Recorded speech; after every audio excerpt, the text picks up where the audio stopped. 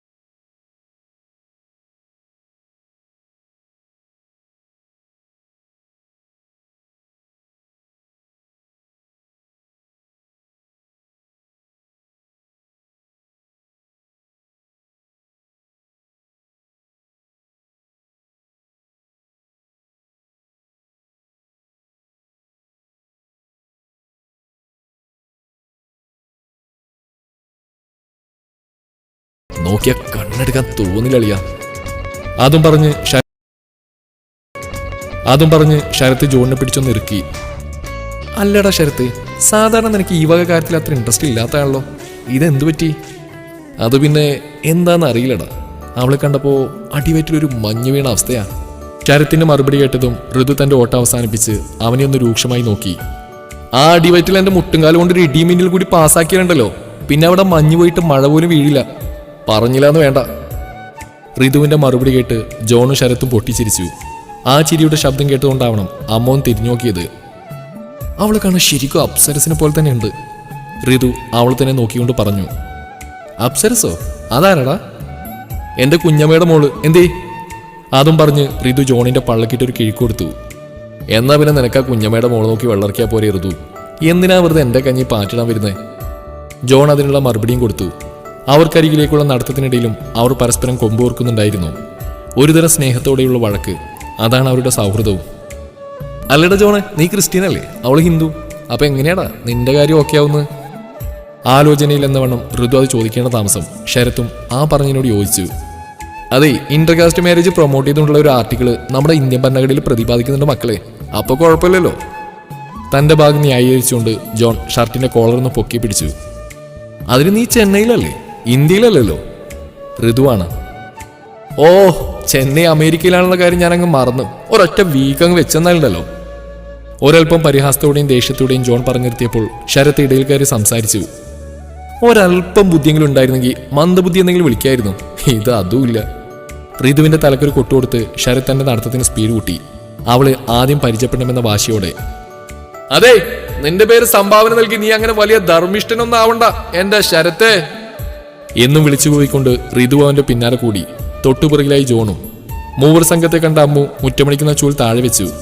ആരാ എന്നർത്ഥത്തിൽ മൂവരെയും മാറി മാറി നോക്കി. അവളുടെ ആ വിടർന്ന മിഴികളുടെ അഴകിൽ മൂവര് സ്തബ്ധരായി നിന്നുപോയി. ഒടുവിൽ സ്ഥലകാലബോധം വീണ്ടെടുത്ത ശരത് ആദ്യം സംസാരിച്ചു തുടങ്ങി. ഹലോ. അവന്റെ ഹലോ കേട്ടിട്ടും അമ്മ ഒന്നും മിണ്ടിയില്ല. വീണ്ടും അവൻ അവളെ നോക്കി ഹലോ എന്ന് പറഞ്ഞു. നീ എന്താടാ മൈക്ക് ടെസ്റ്റിനടുത്ത് കളിക്കുന്നത്? ഋതു അവന്റെ കാലിൽ ചവിട്ടിക്കൊണ്ട് ചോദിച്ചപ്പോൾ ശരത്ത് അടവ് മാറ്റി. പെങ്ങളെ ഒന്നവിടെ നിന്നേ, ഞങ്ങൾ സച്ചുവിന്റെ ഫ്രണ്ട്സാണ്. കുട്ടിയൊന്ന് പരിചയപ്പെടാന്ന് കരുതി വന്നതാണ്. അവരുടെ കോപ്രായം കണ്ട് മടങ്ങിപ്പോവാനിരുന്ന അമ്മു ആ വാക്കുകൾ കേട്ടപ്പോൾ അവിടെ നിന്നു. പെങ്ങളോ? എങ്കിൽ ഞാൻ നിന്റെ അളിയൻ. അപ്പോ ഓക്കെ മുത്ത്, കളി തുടങ്ങിക്കോ. അതും പറഞ്ഞ് ഋതു ശരത്തിനെ പിടിച്ചു കുലുക്കി.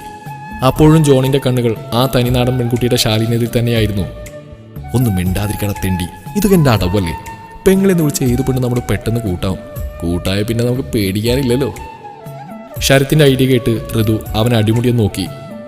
എന്നാലും അളിയാ, നിനക്ക് കാഞ്ഞ ഫുദ്ധിയാണല്ലോടാ. അവരുടെ സംഭാഷണങ്ങൾക്ക് തടസ്സം സൃഷ്ടിച്ചുകൊണ്ടായിരുന്നു അമ്മു സംസാരിച്ചു തുടങ്ങിയത്. അയ്യവ, നിങ്ങൾ സച്ചുവേട്ടന്റെ ഫ്രണ്ട്സ് ആണോ? അപ്പൊ സച്ചുവേട്ടന് നിങ്ങളെ ഒത്തിരി ഇഷ്ടമായിരിക്കില്ലേ? എന്നാ എനിക്കും ഇഷ്ടാട്ടോ. അതും പറഞ്ഞുകൊണ്ട് അവൾ കുലുങ്ങി ചിരിക്കാൻ തുടങ്ങി. ആ ചിരിയിൽ തന്നെ എന്തോ പന്തികേട് മൂവർക്കും തോന്നിയെങ്കിലും അവരത് കാര്യാക്കിയില്ല. ഹായ്, ഞാൻ ശരത്. ഹായ്, ഞാൻ ഋതുരാജ്. ഞാൻ ജോൺ. മൂന്നുപേരും അവരുടെ പേര് പറഞ്ഞ് പരിചയപ്പെടുത്തിയപ്പോൾ അവൾ അവളുടെ കൈവിരൽ ഓരോരുത്തർക്കും നേരെ നീട്ടി. ഞാൻ ശരത്, ഞാൻ ഋതുരാജ്, ഞാൻ ജോൺ. അപ്പൊ പിന്നെ ഞാനാരാ? അതും ചോദിച്ചുകൊണ്ട് അവൾ വലിയ ആലോചനയിൽ മുഴുകി. ഇത് കണ്ട് മൂവർ അന്താളിച്ചിന്നുപോയി. ഇതെന്താപ്പോ സംഭവം എന്ന മട്ടിൽ. ഞാൻ ആരാണെന്ന് എനിക്കറിയില്ലെങ്കിൽ ഞാൻ എന്നോട് ചോദിക്കുക ഞാൻ ആരാണെന്ന്. ഇനി പറ, ഞാനാരാ? വീണ്ടും അങ്ങനെ എന്തൊക്കെയോ വിളിച്ചു പറഞ്ഞുകൊണ്ട് അവൾ സ്വയം ചിരിക്കുന്നുണ്ട്. ഡാ, ഇതിനൊരു ഞെട്ടി ലൂസാണെന്ന് തോന്നണു. വെറുതെ അല്ല സച്ചു ഇതിനെ ഒഴിവാക്കിയത്. ശരത് ഋതുവിന്റെ കാതോരം പോയി പറഞ്ഞു. പക്ഷേ അത് അമ്മ കേട്ടു. ഈ ഞെട്ടെന്ന് പറഞ്ഞാൽ എന്താ? വളരെ നിഷ്കളങ്കതയോടെയുള്ള അവളുടെ ചോദ്യത്തിന് എന്തുത്തരം കൊടുക്കുമെന്നറിയാതെ മൂവരും കുഴങ്ങി. ഒടുവിൽ ജോൺ എന്തോ പറഞ്ഞു തുടങ്ങി. അതില്ലേ, ഈ ഞെട്ടും പോട്ടെന്നൊക്കെ കേട്ടിട്ടില്ലേ? ആ ഞെട്ടിന്റെ കാര്യം അവർ പറഞ്ഞു. കുട്ടി അത് കാര്യമൊക്കെ ഉണ്ട് കേട്ടോ. എന്നാ പിന്നെ ഞങ്ങളങ്ങോട്ട്. അതും പറഞ്ഞ് ജോൺ ഋതുവിന്റെ കയ്യിൽ പിടിച്ചു വലിച്ചു പോവാനൊരുങ്ങി. ആ ബോൾട്ട് എനിക്കറിയാം, ഉസൈൻ ബോൾട്ട് അല്ലേ? അവന് ഞാൻ ഒന്നായിട്ട് ഓടി പ്രാക്ടീസ് ചെയ്തുരാ. ഒരു ഓട്ട മത്സരത്തിൽ ഞാൻ അവനെ തോൽപ്പിച്ചിട്ടുണ്ട്. ഓട്ടത്തിൽ ഞാൻ ഇന്നും ഫസ്റ്റാണ് കേട്ടോ. വേണ്ട നമുക്കൊന്ന് ഓടി നോക്കിയാലോ? എന്റെ കൂടെ ഓടാൻ പോരുന്ന ചേട്ടന്മാരെ. വളരെ ഗൗരവത്തിൽ പറഞ്ഞു തുടങ്ങിയവൾ പിന്നീട് കുസൃതിയോടെ അവരെ മൂവരെയും നോക്കി. ആ, ഞാൻ വരുന്നു നിന്റെ കൂടെ ഓടാൻ. പക്ഷേ ഒളിച്ചോടാനാണെന്ന് മാത്രം. അതും പറഞ്ഞ് ഋതു അവളെ നോക്കിയെന്ന് കണ്ണിറുക്കി. ഒളിച്ചോടാനോ? അതെന്തിനു ഒളിച്ചോടുന്നേ? നമുക്ക് എല്ലാവരും കാണുക തന്നെ ഓടാം, വാ ചേട്ടാ. അതും പറഞ്ഞ് അവൾ ഋതുവിന്റെ കയ്യിൽ പിടിച്ച് വലിക്കാൻ തുടങ്ങി. അപ്പോഴേക്കും സച്ചുവോടെ എത്തിയിരുന്നു. ഹായ്, എന്റെ സച്ചുവേട്ടൻ വന്നേ. സച്ചുവിനെ കണ്ടയുടൻ അവൾ ഋതുവിൽ നിന്നകന്ന് സച്ചുവിന്റെ ചാരത്ത് പോയി നിന്നു. സച്ചുവേട്ടന്റെ ഫ്രണ്ട്സ് സച്ചുവേട്ടനെ പോലെ തന്നെ പാവാണ് കേട്ടോ. ദേ നോക്കിയേ, അവരെന്റെ കൂടെ ഓട്ട മത്സരത്തിന് തയ്യാറായി നിന്നതാ. അപ്പോഴാ സച്ചുവേട്ടൻ വന്ന്. ഇനി ഞാൻ കളിക്കില്ല, എനിക്കെന്റെ സച്ചുവേട്ടന്റെ കൂടെ ഇങ്ങനെ നിന്നാ മതി. അതും പറഞ്ഞവൾ സച്ചുവിന്റെ കൈയിനോട് അവളുടെ കൈ ചേർത്ത് വെച്ചു. അമ്മ ഇപ്പൊ തേച്ചില്ലേ, എനിക്കിപ്പോ കുറച്ച് തിരക്കുണ്ട്, അത് കഴിഞ്ഞ് ഞാൻ വരാം. അപ്പൊ നമുക്ക് ഈ ചേട്ടന്മാരെയും കൂട്ടി ഒരുമിച്ച് കളിക്കാം. സച്ചുവിന്റെ ആ വാക്കുകൾ കേട്ടതും അനുസരണയുള്ള ഒരു കുട്ടിയെ പോലെ അവൾ അകത്തേക്ക് നടന്നു. എന്താടാ സച്ചു ഇതൊക്കെ? കണ്ടാ പറയില്ലല്ലോ അവളിങ്ങനെ ഒരു കുട്ടിയാണെന്ന്. ശരത്തിന്റെ വേദനയോടെയുള്ള ചോദ്യം കേട്ടതും സച്ചു നെടുവീർപ്പെട്ടു. നിങ്ങളറിയാത്ത ഒരുപാട് കാര്യങ്ങളുണ്ട്, എല്ലാം വഴിയെ പറയാം. ആ പിന്നെ നമ്മുടെ ബ്രോ വിളിച്ചിരുന്നു, അവൻ വൈകിട്ടോടെ ഇവിടെ എത്തുമെന്നാ പറഞ്ഞത്. അപ്പൊ ഇന്ന് രാത്രി നമുക്ക് അടിച്ച് പൊളിക്കാം, ഓക്കെ? സന്തോഷത്തോടെ സച്ചു അത് പറഞ്ഞുകൊണ്ട് അവർക്ക് നേരെ തിരിഞ്ഞപ്പോഴും ജോണിന്റെ മുഖം മാത്രം തെളിച്ചം കണ്ടില്ല. അവൻ ഇപ്പോഴും അമ്മുവിന്റെ അവസ്ഥയെപ്പറ്റി ആലോചിച്ചുകൊണ്ടിരിക്കുകയായിരുന്നു. എല്ലാം ശരിയാക്കിയെടുക്കാമെന്നൊരു ശുഭാപ്തി വിശ്വാസത്തോടെ. മോളെ ചാരു, കണ്ണേട്ടന്റെ ഷർട്ട് എവിടെ? ദേ എനിക്ക് പോവാൻ ലേറ്റ് ആവുന്നു പെണ്ണേ. ദാ വരുന്നു കണ്ണേട്ടാ, 1 സെക്കൻഡ്. അതും പറഞ്ഞുകൊണ്ട് ചാരു ഓടിയെടുത്തു. ഇതെന്താടി ഈ ഷർട്ട്? നിന്നോട് ഞാൻ വൈറ്റ് ഷർട്ടിനല്ലേ അയൺ ചെയ്യാൻ പറഞ്ഞത്? എനിക്കിഷ്ടം ഈ മെറൂൺ കളർ ഷർട്ടാണ്. അതിട്ടാ എന്റെ കണ്ണേട്ടന്റെ ഗ്ലാമർ ഒന്ന് കാണേണ്ട തന്നെ, കണ്ണ് കെട്ടാതിരിക്കട്ടെ. പറഞ്ഞു തീരുമ്പോഴേക്കും അവൾ എനിക്ക് ഷർട്ട് അണിച്ച് കഴിഞ്ഞിരുന്നു. ഇവൾ ചാരുലത, എന്റെ കുഞ്ഞു പെങ്ങൾ. പക്ഷേ എന്റെ കൂടെ പിറപ്പല്ല, അച്ഛന്റെ പെങ്ങളുടെ കുട്ടിയാണ് ചാരു. അവളുടെ ചെറുപ്പത്തിൽ അവൾക്ക് അച്ഛനും അമ്മയും നഷ്ടമായപ്പോൾ എൻ്റെ അച്ഛനും അമ്മയുമാണ് അവൾക്ക് തുണയായത്. അതുകൊണ്ട് തന്നെ അവളുടെ ഏട്ടനായി ഞാനും മാറി. എന്നാൽ യഥാർത്ഥത്തിലൊരു പെങ്ങൾ എനിക്കുണ്ട്, അഞ്ജു. ദേ ഇപ്പോൾ വരും, മുഖവും വീർപ്പിച്ചുകൊണ്ട്. മിസ്റ്റർ അർജുൻ കൃഷ്ണക്ക് ഇതുവരെ പോവാനായില്ലേ? ആളിത്തിരി ഗൗരവത്തിലാണല്ലോ. അവൾ വിളിച്ചത് എന്നെ തന്നെയാണ് കേട്ടോ. ഓ, പറയാൻ മറന്നു, ഞാൻ അർജുൻ കൃഷ്ണ. വീട്ടിൽ കണ്ണൻ എന്ന പേരിൽ അറിയപ്പെടുന്നതിന്റെ പ്രധാന കാരണം അച്ഛനാണ്. അച്ഛൻ സ്നേഹത്തോടെ വിളിക്കുന്ന ആ പേരിനോട് എനിക്കും വല്ലാത്ത ഇഷ്ടമാണ്. പക്ഷേ അതെനിക്ക് അടുപ്പമുള്ളവർ മാത്രം വിളിക്കുന്നതാണ് എനിക്കിഷ്ടം. ദേ കണ്ണേട്ടാ, ഒരു സെൽഫി. അതും പറഞ്ഞ് ചാരു എന്നെ ചേർത്ത് പിടിച്ചൊരു സെൽഫി എടുത്ത് കഴിഞ്ഞിരുന്നു. ഈ ചാരു ഇങ്ങനെയാ, എപ്പോൾ എന്നെ കാണുമ്പോഴും പെണ്ണിന് കൂടെ നിന്ന് ഫോട്ടോ പിടിക്കണം. ദേ ഒറിജിനൽ വരുത്തിണ്ട് ഇവിടെ. അതിന് അങ്ങനെയുള്ള ഒരു കാര്യവും ചെയ്യാൻ പറ്റൂല. അല്ലടി, നിന്റെ സ്വന്തം ഏട്ടനായിട്ട് നിനക്ക് കഴിഞ്ഞോ എന്റെ ഡ്രസ്സൊക്കെ ഒന്ന് അടുക്കി പെറുക്കി വെക്കാൻ? എല്ലാം എന്താ എന്റെ ചാരുണ്ടായതുകൊണ്ട് നടന്നു. അഞ്ജുവിനെ ശുണ്ടി പിടിപ്പിക്കാൻ വേണ്ടിയാണ് അവളെ നോക്കി അങ്ങനെ പറഞ്ഞത്. പെണ്ണ് മുഖവും കൂട്ടി പോകുമെന്നാണ് ഞാൻ കരുതിയത്. പക്ഷേ സംഭവിച്ച മറ്റൊന്നായിരുന്നു. ഏന്തി വലിഞ്ഞ എന്റെ കഴുത്തിലൂടെ കൈയിട്ട് ഇരു കവിളിൽ ഓരോ ചുംബനങ്ങൾ നൽകി അവളെന്നെ നോക്കിയൊന്ന് കണ്ണിറുക്കി. എന്നിട്ട് ചാരുവിനെ നോക്കി കൊഞ്ഞാൻ കാട്ടി. ഇന്ന് ഞാനടി ഫസ്റ്റ് അടിച്ച്, പാവം ചാരു. അത് പറഞ്ഞതും ചാരുവിന്റെ മുഖം വാടി. അവരങ്ങനെയാണ്, സ്നേഹം കൊണ്ട് മൂടുമെന്നെ. രണ്ടാൾക്കും ഇതൊരു മത്സരമാണ്. ആരാദ്യം എനിക്ക് കിസ് നൽകുന്നു അവരാണ് എന്നോട് സ്നേഹക്കൂടുതലുള്ളവരെന്ന് ഞാൻ പറയാറുണ്ട്. അതുകൊണ്ട് രണ്ടാളും അതിനുവേണ്ടിയുള്ള അടിപിടിയിലാണ്. അഞ്ജുവിനെയും കൂട്ടി ചാരുവിന്റെ അടുത്തേക്ക് നടന്നപ്പോഴും അവൾ സങ്കടം കൊണ്ട് തലവനിച്ച് നിൽക്കുകയാണ് ചെയ്തത്. എന്റെ ചാരു, ഞാൻ നിന്നെ ചുമ്മാ വട്ടങ്ങൻ വേണ്ടി കൊടുത്തല്ലേ, അല്ലെങ്കിൽ ആര് കൊടുക്കാനാ ഈ തിരുമോന്തക്കൊരു മുത്തം? അഞ്ജു അത് പറഞ്ഞപ്പോൾ ചാരുവിന്റെ മുഖം തെളിഞ്ഞു. രണ്ടുപേരുടെയും നടുവിൽ സ്നേഹം കൊണ്ട് വീർപ്പുമുട്ടി ഈ പ്യാവം ഞാനും. കണ്ണേട്ടാ, ദാ ഫോൺ. ഫോൺ റിങ് ചെയ്യുന്ന ശബ്ദം കേട്ടപ്പോൾ അഞ്ജു അതെന്റെ കയ്യിൽ വെച്ച് തന്നു. രണ്ടുപേരും മുറിവിട്ടിറങ്ങി. My sweetheart. ഡിസ്പ്ലേയിൽ തെളിഞ്ഞ നാമം കണ്ടതും എൻ്റെ അതിരങ്ങളിൽ ഒരു പുഞ്ചിരി വിടർന്നു. ഇനി ഞങ്ങളുടെ സ്വകാര്യ നിമിഷങ്ങളിലേക്ക്. അവ തൽക്കാലം രഹസ്യമായിരിക്കട്ടെ. കയ്യിലണിഞ്ഞ മോതിരം അഴിച്ചെടുത്തുകൊണ്ട് അതിൽ പതിയെ ചുണ്ടുകൾ അമർത്തുമ്പോഴാണ് മുറിയിലേക്ക് അമ്മ കടന്നു വന്നത്. മോനെ കണ്ണാ, യാത്രയ്ക്ക് ഒരുങ്ങി കഴിഞ്ഞില്ലേ ഇതുവരെ? അമ്മയെ കണ്ടത് ഞാൻ ആ മോതിരം അമ്മയുടെ കൈവളിലേക്ക് വെച്ചു കൊടുത്തു. എല്ലാം റെഡിയായ അമ്മേ, ഇനി ഇവിടുന്ന് ഇറങ്ങിയേ വേണ്ടു. അമ്മയെ കണ്ട് ഈ റിങ് ഏൽപ്പിക്കാൻ ഞാൻ അങ്ങോട്ട് വരാനിരിക്കായിരുന്നു. ഇനി കുറച്ചുനാൾ ഇത് അമ്മയുടെ കയ്യിൽ ഭദ്രമായിരിക്കട്ടെ.